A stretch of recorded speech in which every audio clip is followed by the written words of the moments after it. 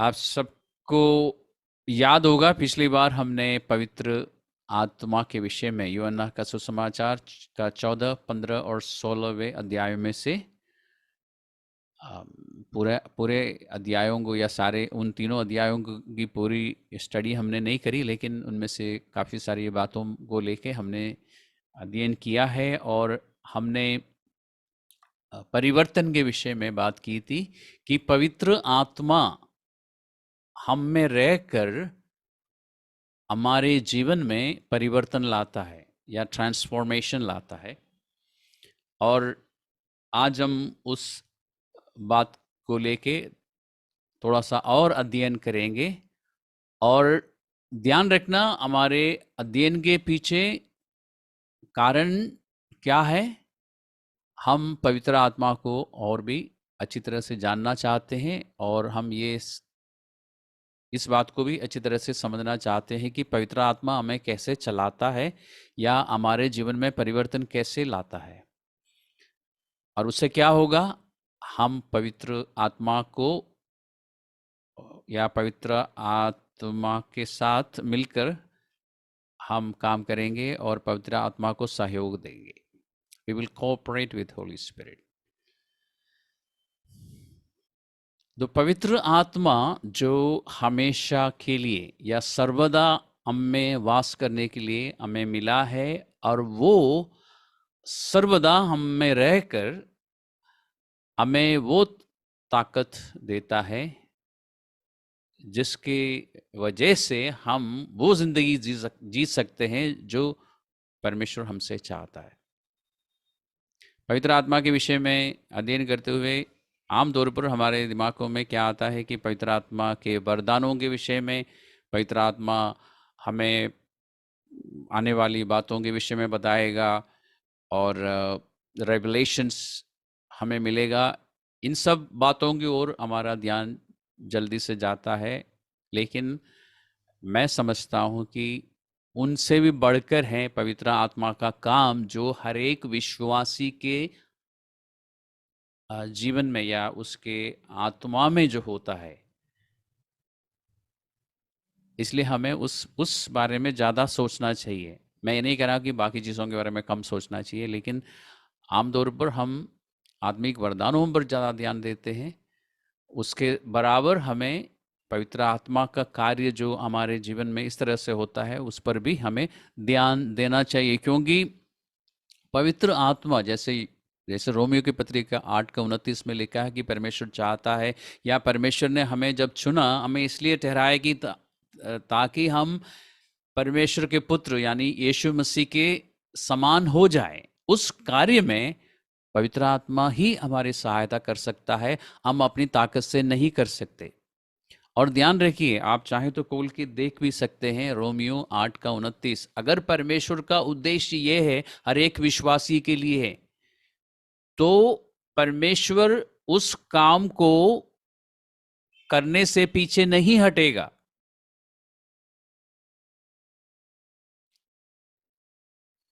सोचिए इस बारे में।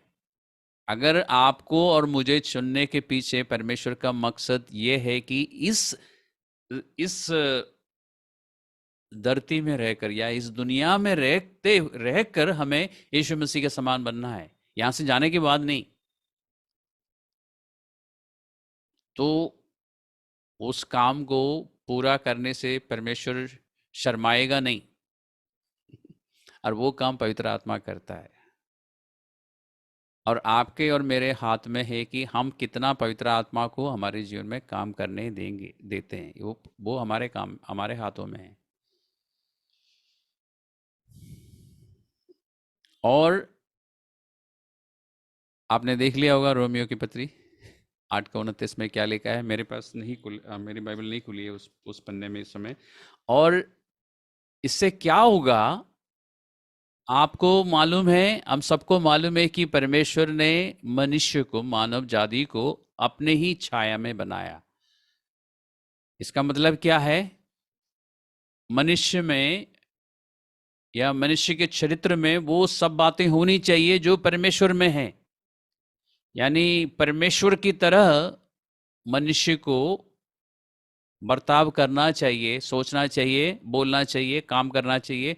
लेकिन पाप की वजह से आज मानव जाति में परमेश्वर का कोई भी गुण नहीं दिखता। लेकिन हम सब में क्योंकि पवित्र आत्मा है, हम सब ने नए सिरे से जन्म पाया है, हम में दिखना चाहिए। तो जो इंसान ने या मानव ने पाप के कारण खो दिया, उसको फिर से मनुष्य में लाने का जो काम है वो है वो पवित्र आत्मा करता है इस रीति से, जिसको हम परिवर्तन कहते हैं या ट्रांसफॉर्मेशन कहते हैं।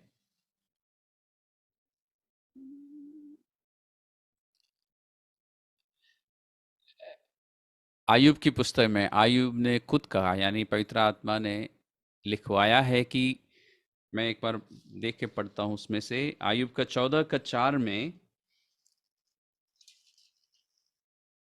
आयुब कहता है कि अशुद्ध वस्तु से शुद्ध वस्तु को कौन निकाल सकता है? कोई नहीं। किसी भी मनुष्य की बस की बात नहीं है कि वो एक अशुद्ध वस्तु से, यहां पर मानव जाति के विषय में बात हो रही है। एक मानव जो अशुद्ध है, उसके अंदर से शुद्ध वस्तु कोई भी मनुष्य निकाल नहीं सकता, लेकिन पवित्र आत्मा कर सकता है।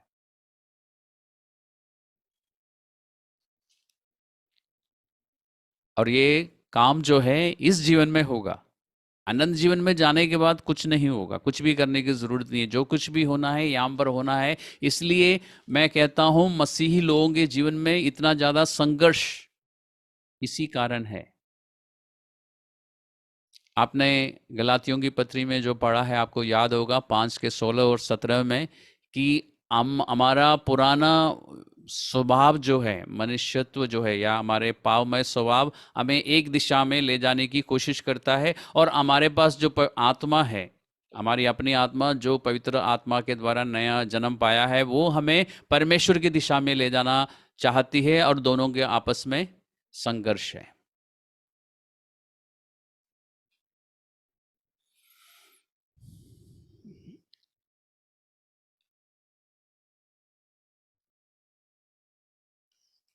इसलिए पवित्र आत्मा आपको आपको आपके अपने जीवन के बारे में, मुझे मेरे जीवन को लेके उन बातों के विषय में बताएगा जहां मुझे बदलने की ज़रूरत है, जहां पर मैं अभी भी पुराना स्वभाव में चल रहा हूं, और या मैंने अभी तक जो परमेश्वर के सामने समर्पित नहीं किया हो। अभी मेरे जीवन में कुछ हिस्से ऐसे होंगे और कुछ बातें ऐसी होंगी मेरे चरित्र में जो जो मैंने पूरी तरह से परमेश्वर की मर्जी के अनुसार या वचन के अनुसार बदला नहीं है। उन सब बातों को लेके पवित्र आत्मा बात करता रहेगा।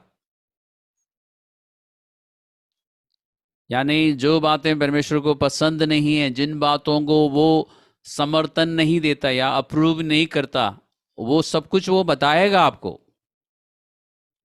लेकिन जरूरी नहीं है कि वो आपको इस तरह से बताए कि तुम स्वार्थी हो या लालची हो, या तुम में प्यार नहीं है, या तुम्हारे अंदर धीरज नहीं है। जरूरी नहीं है कि पवित्र आत्मा इस तरह से बताए। सुबह उठते ही जैसे ही आप प्रार्थना के लिए बैठे, जरूरी नहीं कि पवित्र आत्मा बताए कि मैं तुम्हें बताना चाहता हूं कि तुम बहुत स्वार्थी हो। जरूरी नहीं है कि पवित्र आत्मा इस तरह से बात करे। लेकिन क्या होगा, पवित्र आत्मा आपके जीवन में कुछ ऐसी परिस्थितियां को होने देगा, या कुछ सिचुएशंस, कुछ घटनाएं घटने देगा, और फिर उसके बीच में या उसके द्वारा आपको बताएगा कि आप कहां पर हो, आपका क्या हाल है, आपको बता देगा।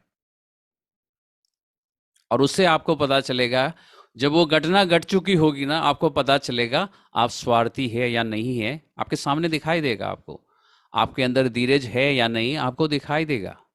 आप लालच करते हैं या नहीं करते हैं, आप जलन रखते हैं नहीं रखते, ये सब कुछ आपको दिखाई देगा। मैं आपको अभी अभी का एक उदाहरण देता हूँ। कुछ समय पहले की बात है, मैं एक दिन गाड़ी मैं मेरे घर के पास ही एक सड़क में गाड़ी चला के किधर कहीं को जा रहा था, और एक बुजुर्ग इंसान लेफ्ट साइड में, वो भी सीधा सीधा आगे को चल रहा है, जिस दिशा में मैं चल रहा गाड़ी लेके बढ़ रहा हूँ उसी दिशा में वो भी चल रहा है, और वो गाड़ी के काफी नजदीक आके आगे को चल रहा है, और वो सड़क पार नहीं कर रहा है, वो भी मेरे साथ साथ मेरे पैरेलल चल रहा है, लेकिन गाड़ी के काफी नजदीक है। मैं गाड़ी तेज नहीं चला पाया, क्योंकि अगर मैं तेज चलाता तो लग जाती गाड़ी। और थोड़े समय के बाद मैंने मन ही मन सोचा कि ऐसे बुजुर्ग लोगों को अकेले सड़क पे आना नहीं चाहिए, क्योंकि वो तेजी से चल नहीं पा रहे थे, काफी काफी बुजुर्ग थे। और जैसे ही मैंने मन में सिर्फ मैंने बोला नहीं, मैं अकेला ही था, किसी को बोला नहीं, मैंने सिर्फ मन में सोचा ही था, पवित्र आत्मा ने बोला यू आर इम्पेशेंट, अंग्रेजी में बोला, तो तुम्हारे अंदर धीरज नहीं है। और मैं समझ गया, और मैं चुप हो गया, और मैं गाड़ी धीरे धीरे ही चलाता रहा। और फिर एक इंटरसेक्शन आया जहाँ पे मुझे बाएं तरफ को मुड़ना था, तो वो बुजुर्ग पार करके चले गए, और मैं सुधर गया, मैं समझ गया मुझे क्या करना है। पवित्र आत्मा तो ऐसे इंसिडेंट्स के द्वारा, ऐसी घटनाओं के द्वारा पवित्र आत्मा सिखाता है।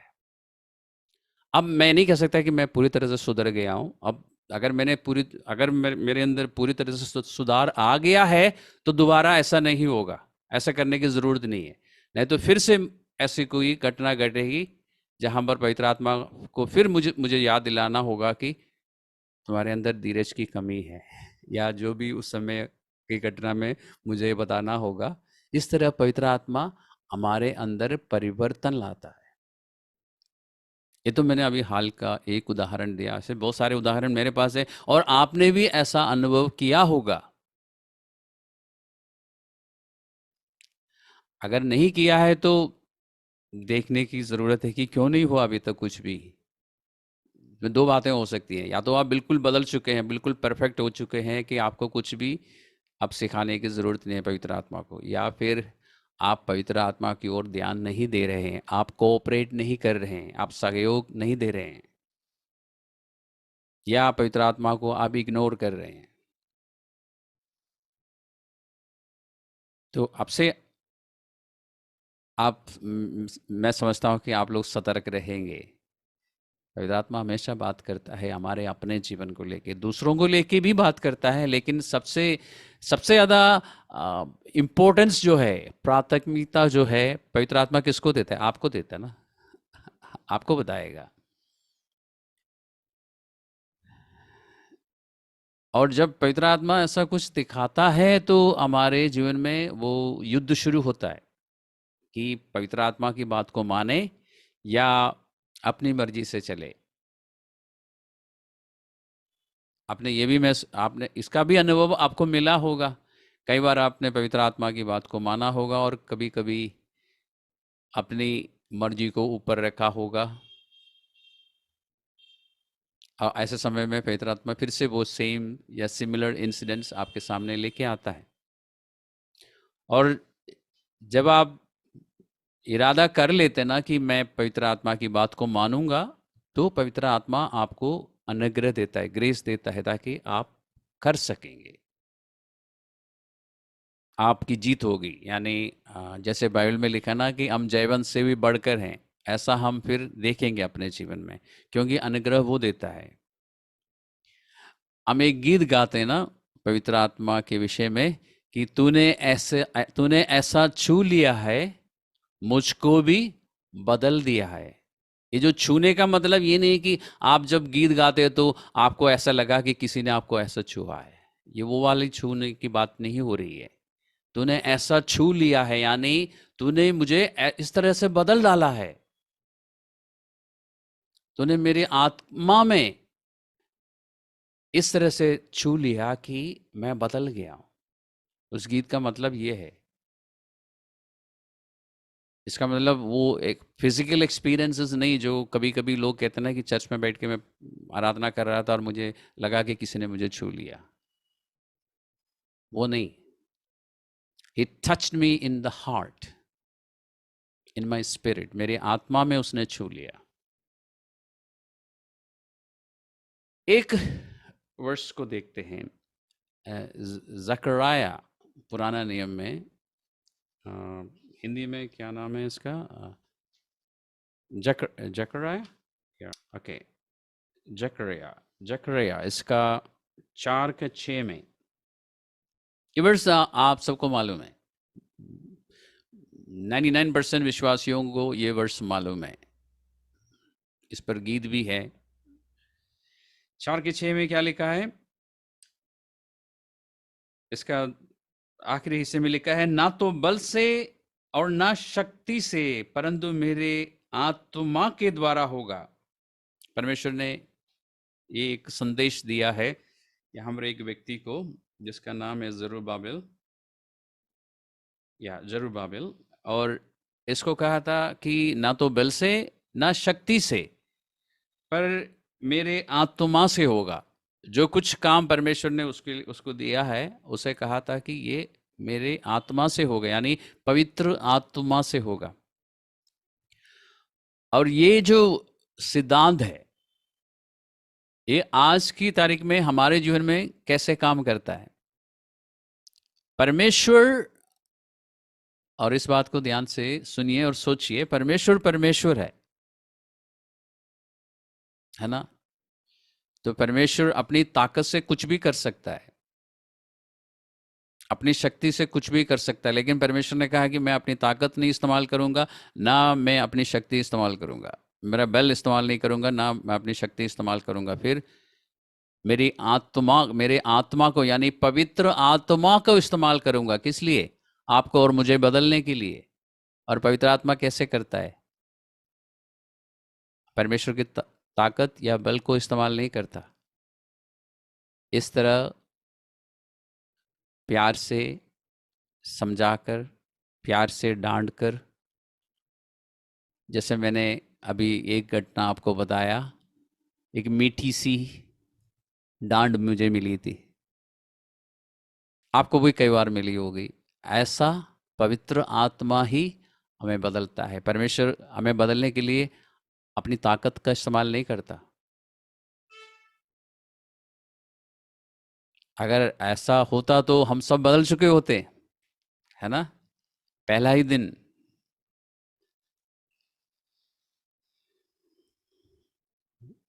हम वापस चलते हैं यूहन्ना का 14, 15 और 16 में, देखते हैं और क्या क्या है।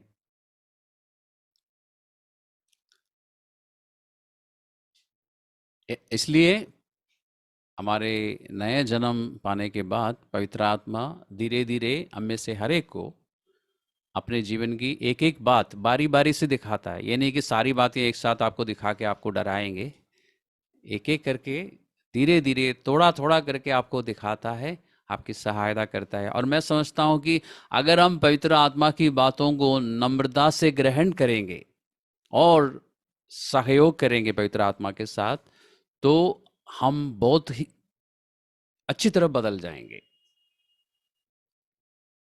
बहुत अच्छी तरह, बहुत खूबसूरती के साथ हम बदल जाएंगे। और हमें देखने वाले, क्या कभी आपके साथ ऐसा हुआ है, आपके जीवन को देखने के बाद या आपका व्यवहार को देखने के बाद किसी ने आपसे पूछा हो, क्या आप मसीही तो नहीं है? या अंग्रेजी में पूछा हो, आर यू ए क्रिश्चियन? आपका नाम सुन के नहीं, आपके हाथ में बाइबल देखने के बाद नहीं, आपके जीवन को देखने के बाद किसी ने कभी पूछा है, क्या आप एक मसीही है?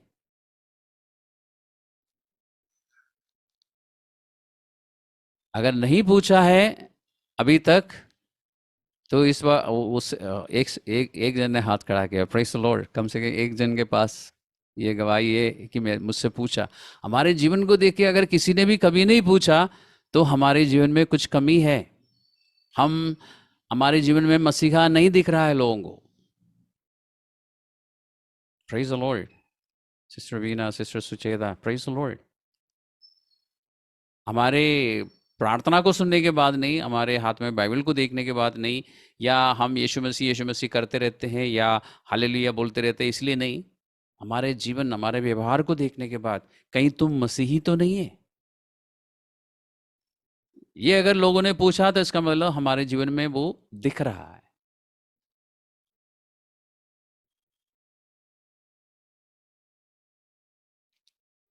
तो सोचिए इस बारे में, विचार कीजिए।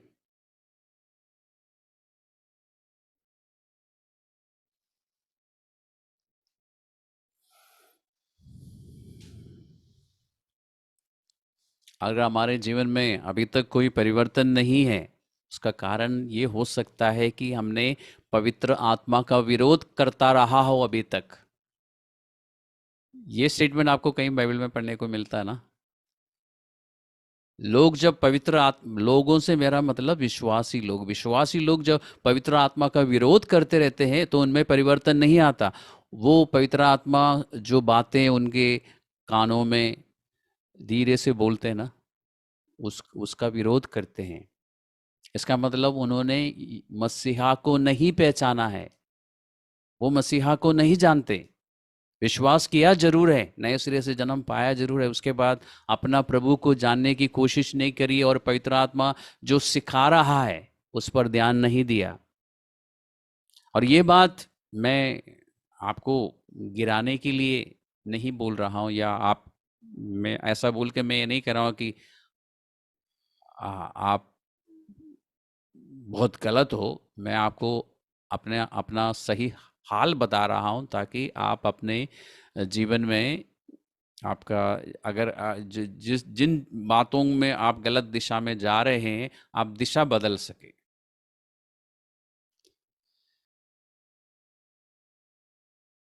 और यूहन्ना का इस सुसमाचार में 14, 15 और 16वें अध्याय में हमने देखा कि पवित्र आत्मा हमें सिखाता है, हमें याद दिलाता है, यीशु मसीह की गवाही देता है, सारे सत्य की ओर हमें ले जाता है और भविष्य की बातें हमें बताता है। ये सब कुछ हमने देखा।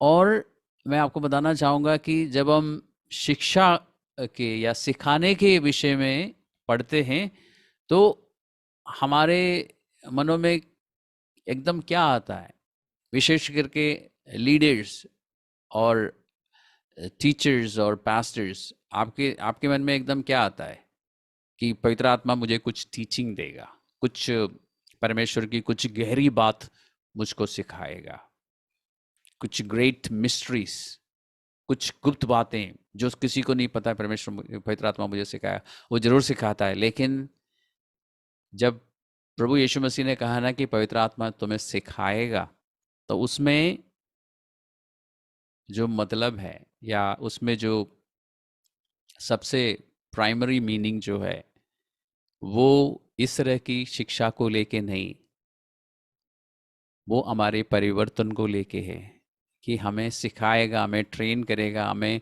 बदलने में, परिवर्तन हमारे जीवन में लाने में हमारी सहायता करेगा, ताकि हमें देखकर लोग कहें कि ये मसीह है,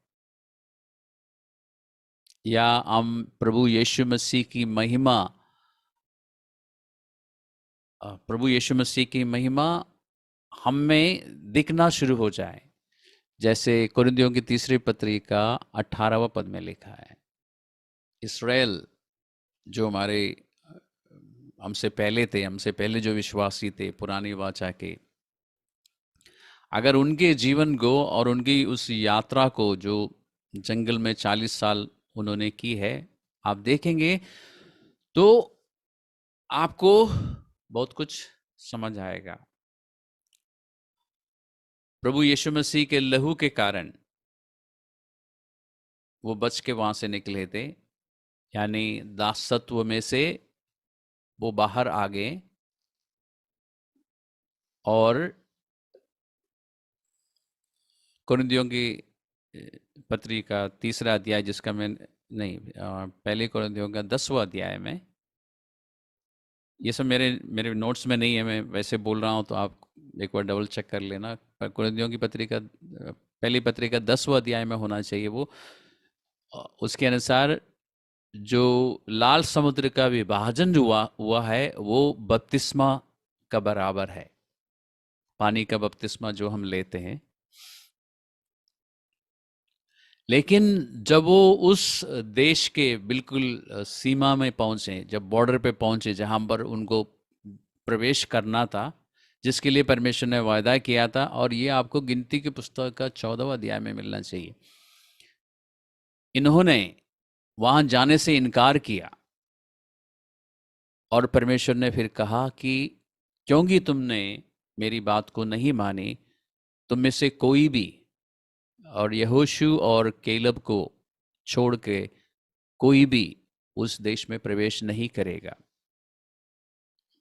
लेकिन परमेश्वर ने कहा था कि तुम्हारे बच्चे, यानी अगली पीढ़ी जो है, वो इस देश में जरूर प्रवेश कर सकेगी। इसलिए जितने भी लोग, जितने भी अडल्ट्स जो मिस्र देश में से निकले थे, उनमें से केलब और यहोशू को छोड़कर कोई भी उस प्रॉमिस लैंड में प्रवेश नहीं कर सका। 40 साल जंगल में भटकते रहे और सारे खत्म हो गए। लेकिन अगली पीढ़ी के लोग जब उस यर्दन के पास पहुंचा, तो क्या लिखा है बाइबल में? परमेश्वर ने यर्दन नदी का विभाजन किया और वो पार कर सके। और ऐसा ही है हमारे जीवन में भी। जब तक हम परमेश्वर की बातों को नहीं मानते ना, हम भी उस जंगल में भटकते रहते हैं। इसका मतलब ये नहीं कि हमारे जीवन में आशीष नहीं दिखाई देगी। क्या 40 साल में उन लोगों के पास किसी भी चीज की कमी थी? रोज खाने के लिए ऊपर से मन्ना टपकता था, बीच बीच में मीट। मरुभूमि में कभी भी पानी की कमी नहीं रही पीने के लिए। उनके कपड़े पुराने नहीं हुए, उनके जूते और सैंडल नहीं घिसे, किसी भी चीज की कमी नहीं थी, और कोई बीमार भी नहीं पड़ा था। तो 40 साल में आशीष की कोई कमी नहीं थी। अगर अगर देखा जाए, अगर आप हमारे जीवन, अगर हम सब अपने जीवन को उनके जीवन के साथ तुलना करें, तो उनके पास आशीषें थी, हमारे पास भी है। लेकिन उनमें से कोई भी उस प्रॉमिस लैंड में प्रवेश नहीं कर सके। हम भी ऐसे ही हैं, हम जंगल में भटकते रहते हैं ये, और हम कंप्लेंट भी करते हैं, बड़बड़ाते हैं, शिकायत करते रहते हैं, और फिर लगातार हम परमेश्वर को चुनौती देते हैं। और इस स्टेटमेंट से आप पूछेंगे कि हमने कब परमेश्वर को चुनौती दी है? परमेश्वर को और परमेश्वर के वचन को हम चुनौती देते हैं। We challenge God and challenge God's word. कैसे? परमेश्वर की बातों को ना मानकर। परमेश्वर की बातों पर हम यकीन नहीं करते, हम मानते नहीं हैं। हम सोचते हैं कि हमारी बातें या हम जो सोच रहे हैं वो ज़्यादा सही है। वचन पढ़ते ज़रूर हैं, वचन को याद भी कर लेते हैं, लेकिन हम उस पे अनुसार जब नहीं चलते, तो हम परमेश्वर को चैलेंज करते हैं कि हम नहीं मानेंगे। मुझे नहीं लगता है कि परमेश्वर सच बोल रहा है। परमेश्वर ने उनको क्या कहा था? उस देश में चले जाओ, लेकिन कहा कि नहीं, हम नहीं जाएंगे, वहां पे राक्षस है, वो हमें खा जाएंगे। इसी तरह परमेश्वर की बातों को लेके हम ऐसा डायलॉग नहीं बोलते, हम नहीं मानते।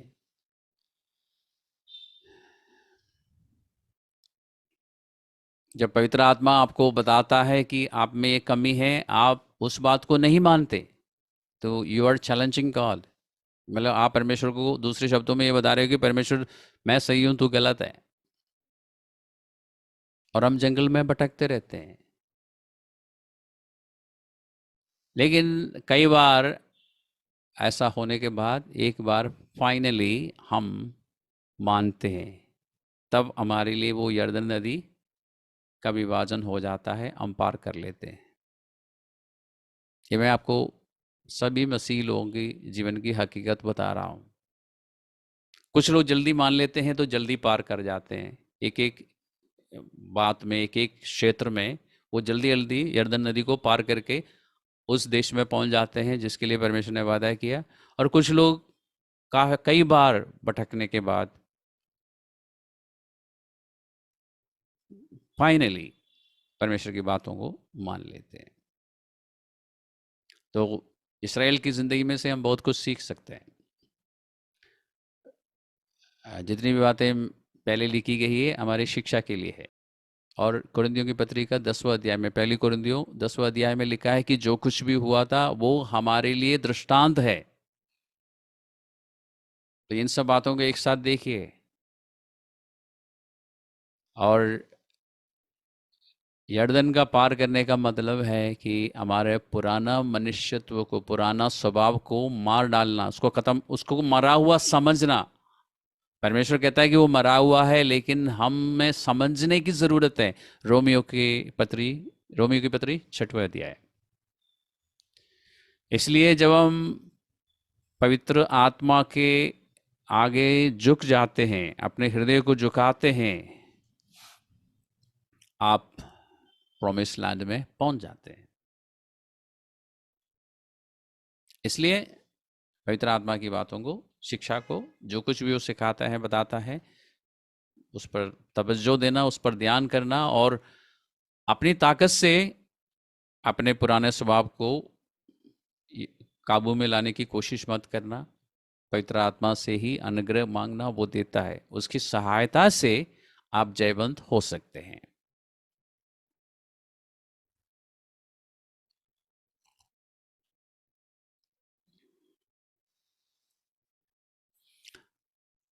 बुद्धा ने सिखाया, वो सिखाता है, और बुद्ध के जो रिलीजन है उसमें सिखाता है कि, ये बुद्धा की बात बता रहा हूँ और मैं क्यों बता रहा हूँ आपको पता चलेगा।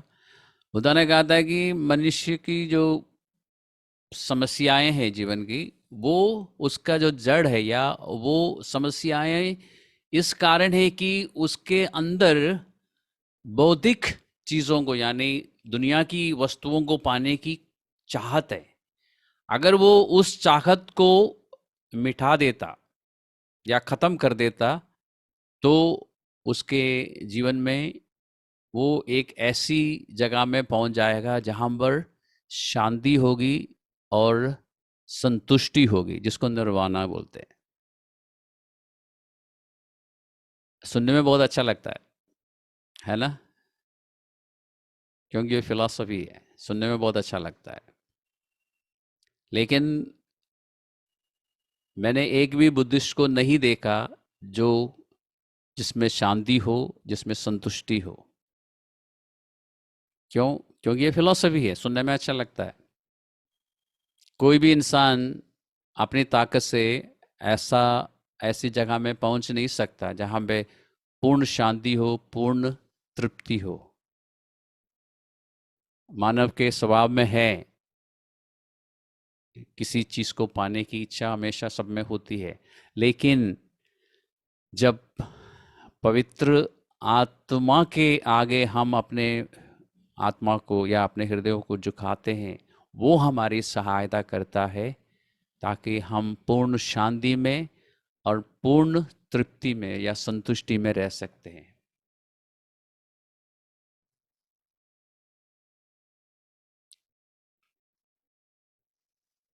ओके, मेरे ख्याल इतना काफ़ी है आज के लिए।